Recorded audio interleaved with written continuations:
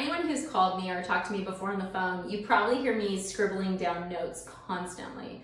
And the reason I'm doing that is A, I'm trying to help you, but B, it's kind of how I get all my video material. So behind me, I actually have my board, which has some of the videos that we're going to be covering over the next few weeks. And if you guys have suggestions, as always, let me know. If it's within my area of expertise, I will cover it. But if it's not, you know, of course, I'm going to avoid it because I do value my license. So today we're going to have, it's going to be a little bit of an emotional conversation. I know.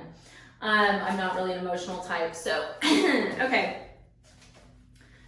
The markets across the country right now are super hot. They're more competitive than I have ever seen. I'm constantly in shock by how many offers the houses get, how competitive it's getting. It's wild right now, okay? I'm filming this in September of 2020. And what happens when you're in these really competitive markets is you start to see realtors try to sweeten the pot, sweeten the pot, sweeten the pot.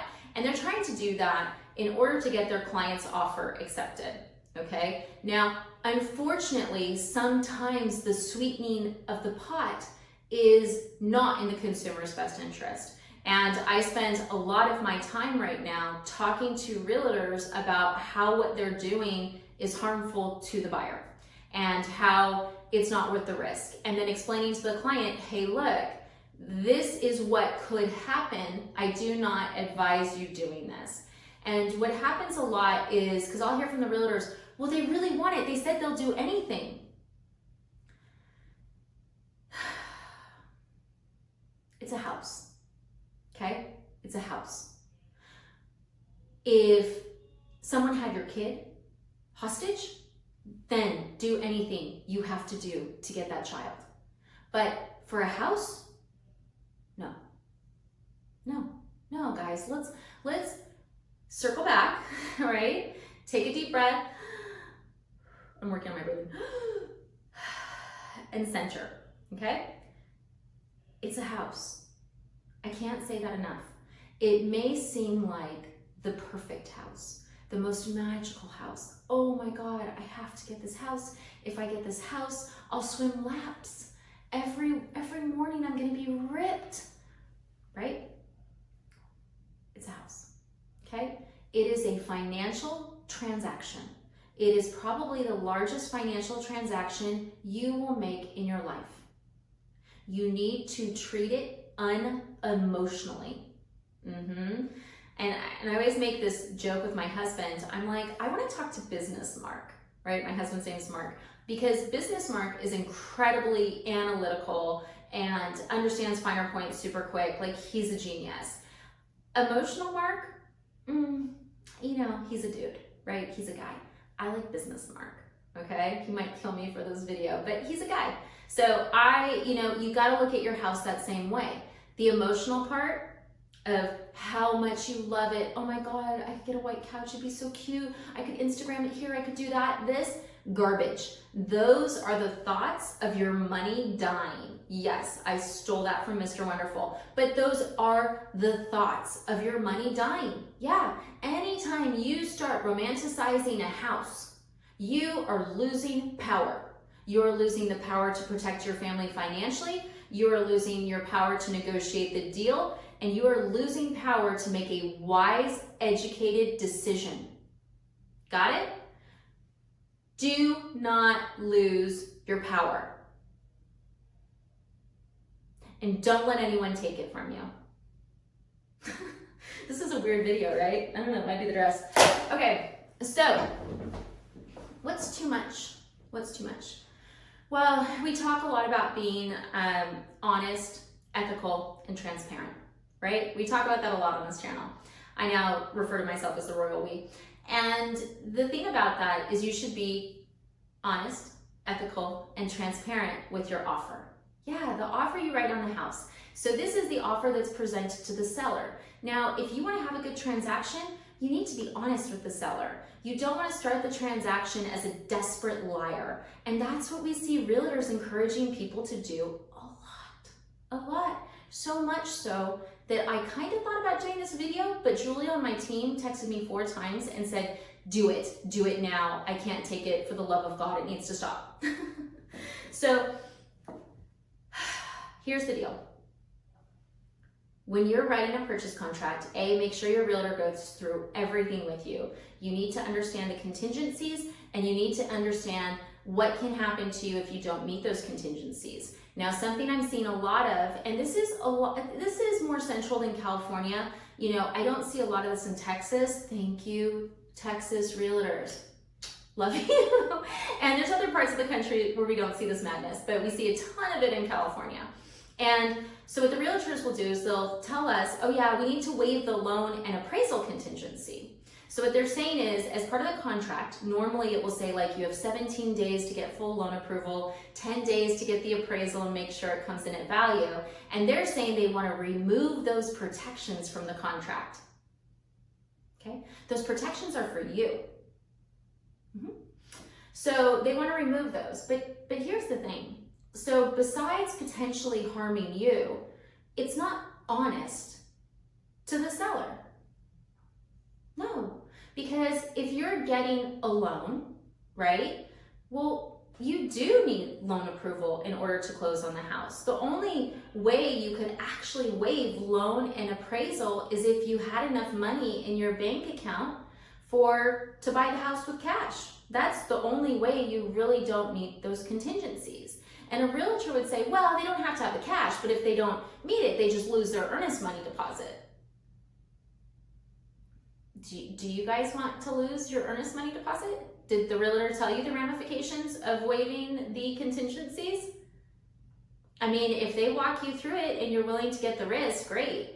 But then I end up with the client going, well, Jen, are you sure it's going to close? Like, if you're sure it's going to close, like, yeah, everything I looked at looks super great, but I've been in this business long enough to know 900 things could happen. We could get the title report on the house and find out that there's an issue with the property lines or something. There could be so many random things that could make this house something you do not want to buy, that waiving contingencies is incredibly risky.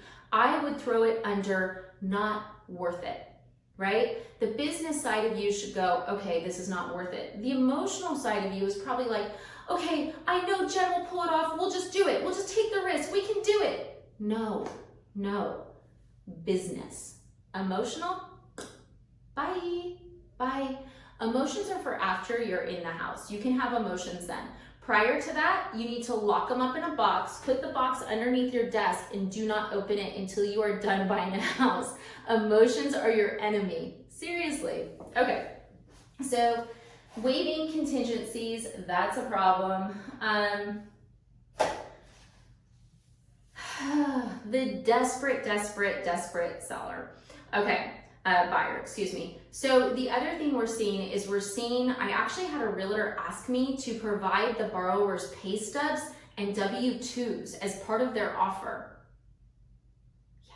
They're like, oh, well, if we show, and they already had from the borrower the credit report, because I would never give that out. And they had a picture of the underwriting findings with no identifying information, but they're like, we need the pay stubs and the W-2s to present to the seller so they can see how strong this borrower is.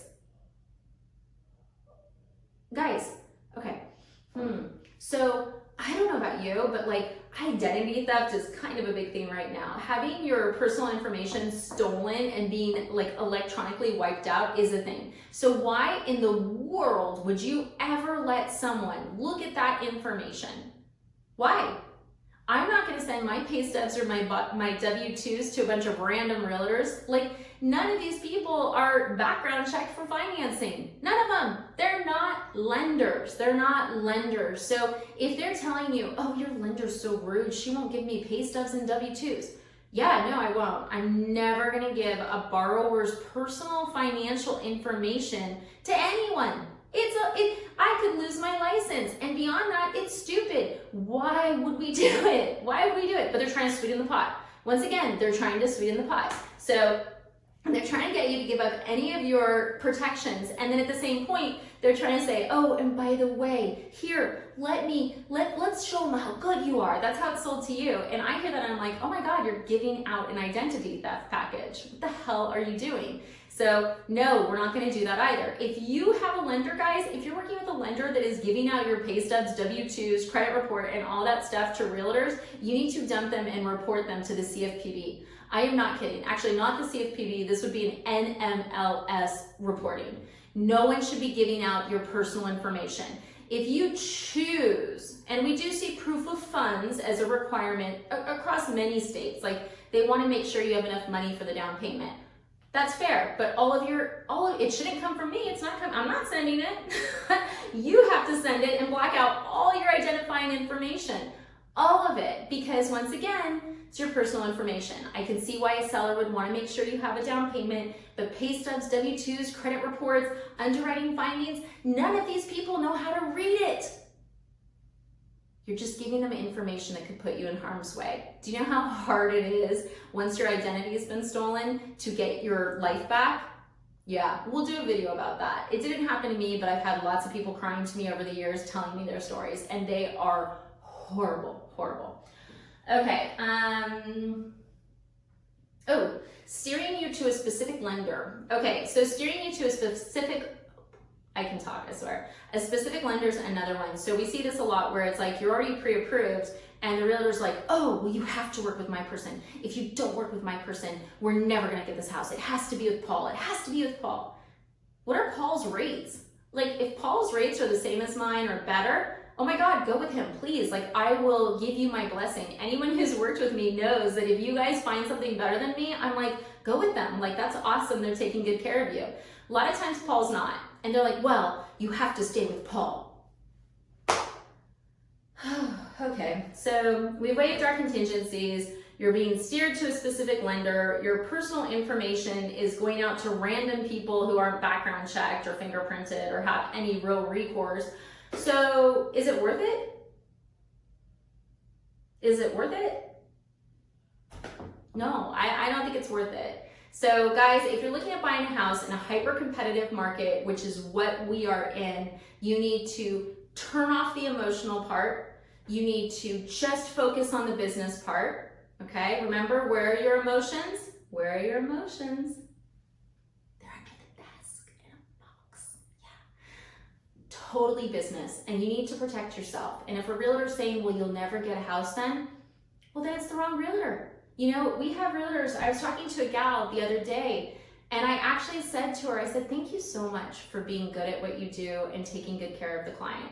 It was a veteran client, and she's written probably 26 offers for him, which is a lot. But at the same point, in this hyper-competitive market, you may write 26, 40, 50 offers, and it will be painful every single time. Not as painful if you're just doing a business and you cut off those emotions under the desk, but it will be painful.